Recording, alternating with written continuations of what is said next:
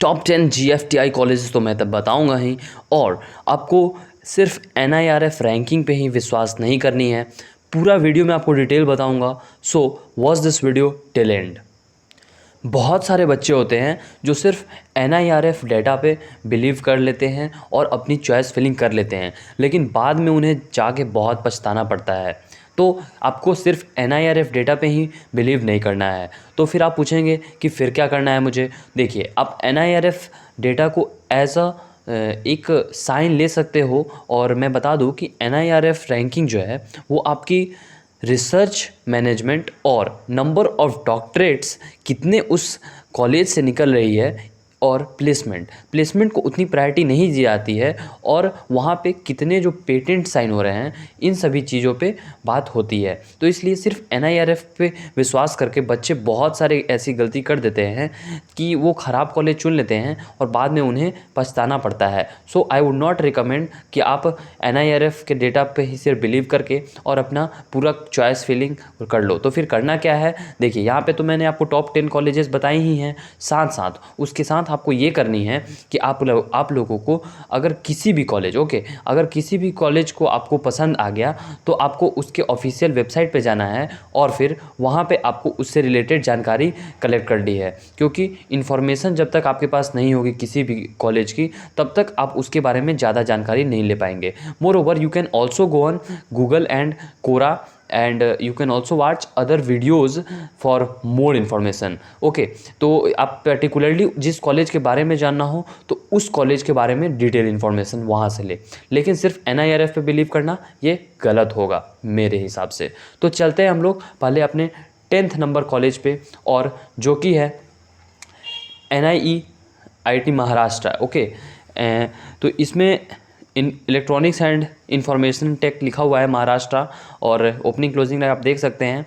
Well, ये one of the top 10 engineering GFTI है।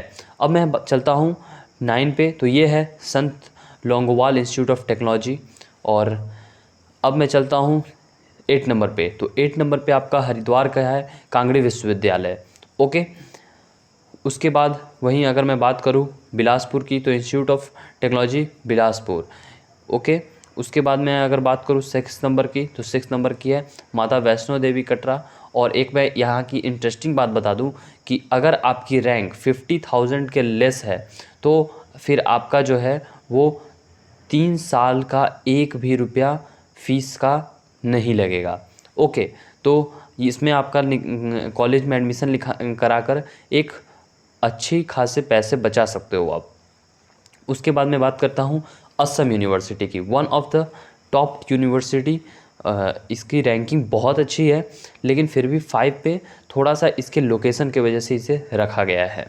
All right, फिर मैं बात करूँ PEC चंडीगढ़ की। PEC चंडीगढ़, ये देखिए जो टॉप 5 कॉलेजेस हैं इन सभी की, और एक माता वैष्णो देवी कटरा, इन सभी कॉलेजेस की जो रैंकिंग है, ये रैंकिंग पे आप ना जाएं, इन सभी की प्लेसमेंट बहुत अच्छी होती है।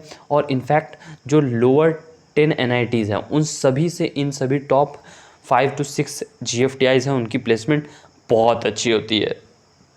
तो PEC चंडीगढ़ में अगर आपको CS IT EC civil mechanical electrical, इन सभी 5 और 6 ब्रांच में से अगर कोई भी मिलती है तो आप डेफिनेटली उसमें जाओ। उसके बाद मैं बात करता हूँ JNU दिल्ली की। यहाँ पे चूँकि आपको BTech की कोर्सेज़ तो नहीं मिलेगी, MTech डुअल डिग्री की कोर्सेज़ मिलेगी, लेकिन वो भी आपके लिए बहुत सही होगा, और दिल्ली जैसे कैपिटल में। ऑल राइट, सेकेंड पे आती है हमारी BIT मिश्रा रांची। इसकी फ़ीस ज़्यादा है, अगर आपके पेरेंट्स अफोर्ड कर सकते हैं तो आप इसे चॉइस फिलिंग में ज़रूर अपना ऑप्शन बनाएं। लेकिन अगर फ़ी स्ट्रक्चर इसकी मैं बता दूं कि 1.25 लाख पर सेमेस्टर होती है। ओके, मीन्स एक साल का खर्चा आपका लगभग 2.5 लाख रुपए आएगा, तो यानी कि 4 साल का आपका 10 लाख। लेकिन मैं इसे बोलूँगा कि आपको राउंड फिगर लेके 12 to 13 लाख लेके चलनी है।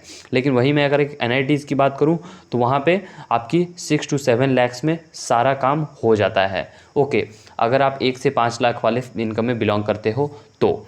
और फर्स्ट नंबर पे है IIEST शिवपुर। चूँकि ये अब IIEST शिवपुर जो है वो NIT बन चुका है, लेकिन अगर आपका मन हो तो आप इसे प्रायोरिटी ज़रूर दें, क्योंकि इसकी NIRF रैंकिंग 21 है। Watching and have an awesome day.